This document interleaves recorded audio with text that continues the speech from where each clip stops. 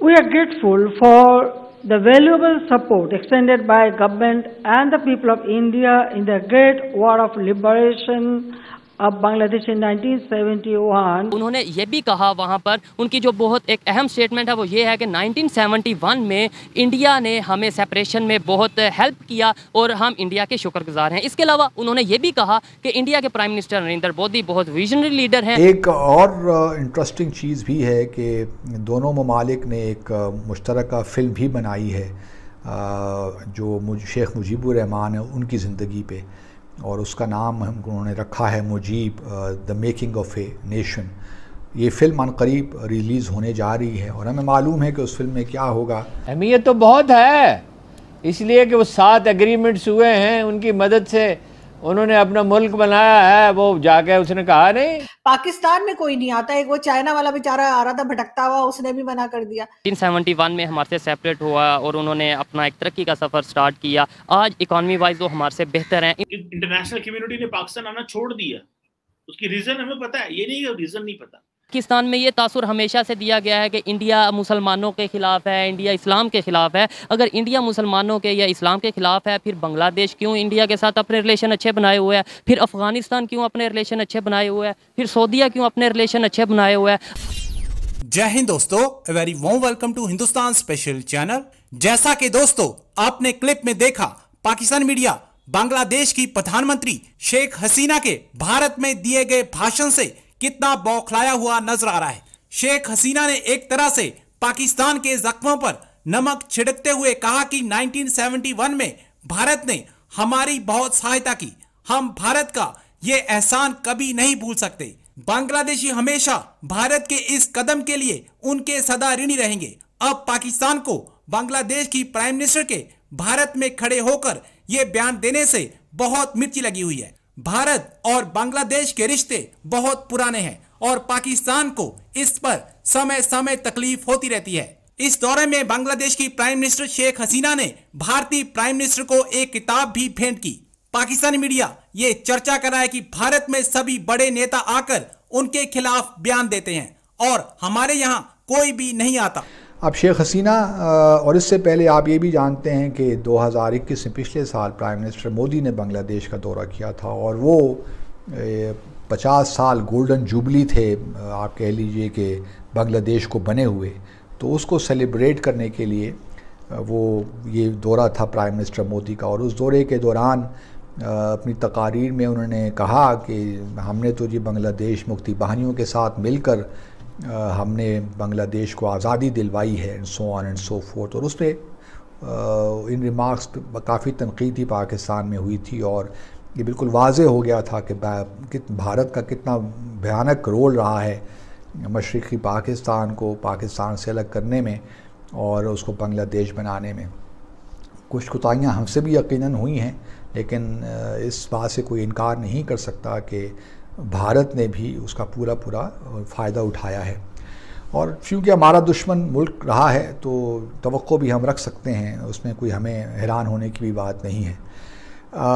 इस 2-3 बातें इस दौरे के हवाले से जो मुझे समझ में आई वो एक तो ये है कि इस दौरे में, इस मुश्तरका एलामिया में कहीं भी सार्क का जिक्र नहीं है, जिसका मतलब ये है कि भारत और बांग्लादेश अब सार्क को इतनी अहमियत नहीं दे रहे।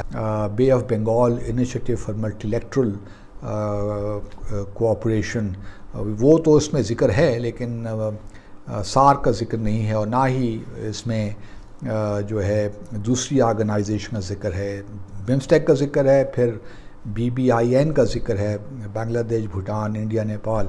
और BBIN के कॉन्टेक्स्ट में मोटर व्हीकल एग्रीमेंट का भी जिक्र है, क्योंकि वो रीजनल कनेक्टिविटी के बड़ा ज़रूरी समझा जाता है। और मैं आपको याद दिलाता चलूँ कि ये जो मोटर व्हीकल एग्रीमेंट है ये सार्क में भी डिस्कस होता रहा है। और खटमंडू जब समिट हुई थी 2014 में, तो वहाँ पे ये प्रेजेंट भी हुआ था सिग्नेचर के लिए। लेकिन पाकिस्तान वो वाहिद मुल्क था जिसने ये कहा कि अभी हम तैयार नहीं हैं इसको साइन करने में, हमें थोड़ा सा वक्त चाहिए। तो हमारी यही ख्वाहिश थी और कोशिश थी कि जब ये इस्लामाबाद में समिट होगी, सार्क की 19th समिट 2016 में, तो फिर ये वहाँ पे साइन हो जाएगा। लेकिन फिर उड़ी का वाक़या हो गया सितंबर 2016 में, आपको याद होगा। तो फिर वो सार्क की समिट अभी तक नहीं हो पाई, जिसकी मेज़बानी पाकिस्तान ने करनी है।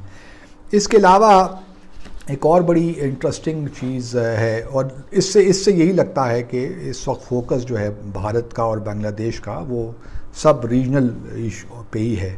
और फिर एक और भी जो एक बड़ी इम्पॉर्टेंट एसोसिएशन है, इंडियन ओशन रिम एसोसिएशन, वो भी एक लिहाज से उसको भी फ़ाल बनाने की बात है इसमें, इस मुश्तरका एलामिये में। एक और इंटरेस्टिंग चीज़ भी है कि दोनों ममालिक ने एक मुश्तरका फ़िल्म भी बनाई है जो शेख मुजीबुर रहमान है उनकी ज़िंदगी पे, और उसका नाम उन्होंने रखा है Mujib the making of a nation.